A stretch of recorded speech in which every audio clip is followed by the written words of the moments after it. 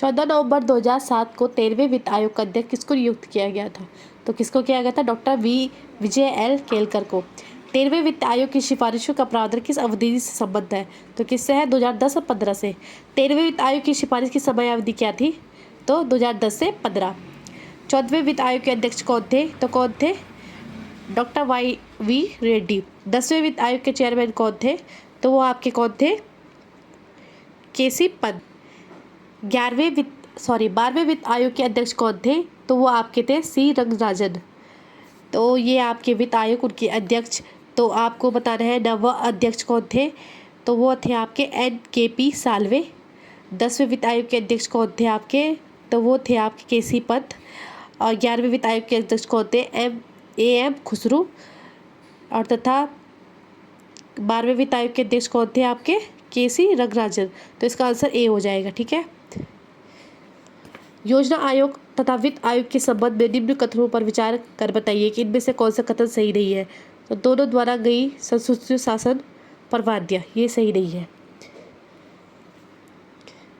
Kelkar task force की सिफारिशों का संबंध है व्यापार से। भारतीय आयकर अधिनियम की धारा 88 में उपलब्ध आयकर छूट को समाप्त करने की सिफारिश निम्नलिखित समिति ने की थी। तो किसने की थी? केलकर समिति ने। केंद्र सरकार द्वारा राज्यों को गैर योजना का अनुदान निम्नलिखित की अनुशंसा पर दिया गया। किसकी अनुशंसा में? वित्त आयोग की। जिस नवीनतम कमेटी ने कर सुधारों पर अपनी रिपोर्ट प्रस्तुत की उसे जाना जाता है। क्या जाना जाता? किससे जाना जाता है? केलकर समिति के नाम से। ठीक है। वित्त आयोग की सिफारिशों के अनुसार कौन सा एक कर केंद्र सरकार उत्तर प्रदेश सरकार के साथ नहीं बांटती? तो कौन सा है? तटकर। 10वें वित्त आयोग के अनुसार वितरण योग्य संसाधनों में से राज्यों का वितरण हेतु प्राप्त होता है। तो किससे? 29%।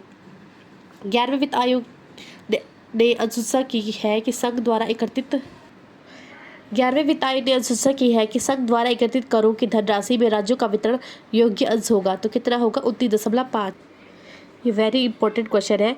चलिए समिति का संबंध है प्रत्यक्ष और अप्रत्यक्ष कर के सुधार से। कि समिति ने धारा 88 के अंतर्गत मिलने वाली हर कर राहत खत्म करने की सिफारिश की थी। तो किसने की थी? केलकर समिति ने। हमें सूची 1 को सूची 2 में मिलान करना है। तो केंद्रीय सांख्यिकी कार्यालय राष्ट्रीय आय के आकलन से है।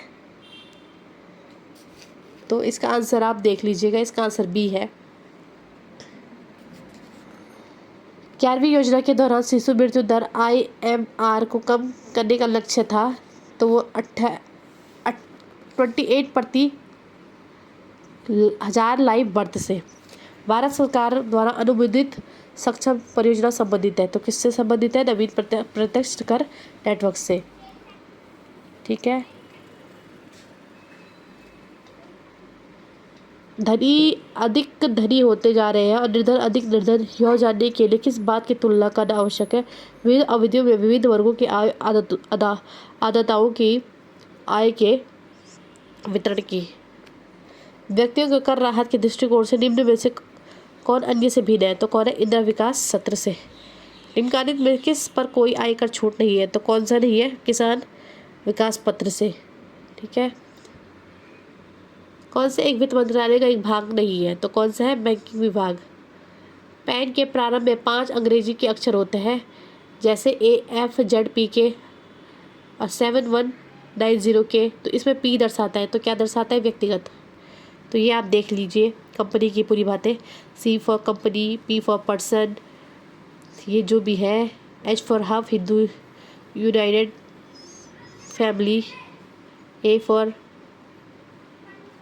फर्म है, ये FIRM है, A for association of person AOP, T for trust, B for body of individual, L for local, J for artificial judicial person, G for government. ये इसका आंसर आप लोग देख लीजिए जरूर इस तरीके से। आयकर विभाग द्वारा पैन कार्ड में निम्न में किस उद्देश्य के लिए प्रयोग किया जाता है? तो किसी पते का प्रमाण के लिए। ठीक है। वर्ष 2001 में प्रधानमंत्री ने 5 वर्ष के उत्पाद शुल्क अवकाश की घोषणा की थी। किसमें की थी? भूकंप के बर्बाद हुए कच्छ जिले को उद्योगों के लिए। संघीय बजट 2000 ने पूर्वोत्तर क्षेत्र के लिए औद्योगिकरण को बढ़ावा देने के कर अवकाश प्रदान किया। तो किससे किए थे आपके 10 वर्षों के लिए। पंचायतों के राजस्व के निम्न स्रोतों पर ध्यान दीजिए। तो इसका पहला उत्तर आ जाएगा, इसका आंसर ए है। वित्त आयोग द्वारा स्थानीय निकाय का अनुदान, केंद्रीय सहकारी बैंकों से सहायता और नाबार्ड राज्य वित्त आयोग द्वारा आवंटन। इसका आंसर सॉरी केंद्र द्वारा प्रायोजित योजनाओं हेतु आवंटन है और सीधा क्या है, राज्य वित्त आयोग द्वारा आवंटन। नाबार्ड नहीं आएगा, इसका आंसर ए हो जाएगा। ठीक है, ये इसकी वो है, समरी देख लेना। निम्नलिखित करों में से कौन सा कर ग्राम पंचायतों द्वारा लगाया जाता है। तो कौन सा कर लगाया जाए, स्थानीय वैल्यू कर। ये आपका यूकेएसएससी में आ रखा था। सरकार के निम्नलिखित कार्यों पर विचार कीजिए। तो इसका आंसर ए हो जाएगा। तो कौन है, कर दरों में कटौती करना और सरकारी व्यय को बढ़ाना। ठीक है, भारतीय राजमार्ग प्राधिकरण के वित्त का प्रमुख होता है। तो कौन होता है, उपकर। ठीक है, इसकी व्याख्या ये है। आज के लिए इतना ही, कल पढ़ाएंगे आपको। बाय बाय दोस्तों, पढ़ते रहिए। वीडियो पटवारी इस बार निकाल के रहेंगे साथ में। Bye bye.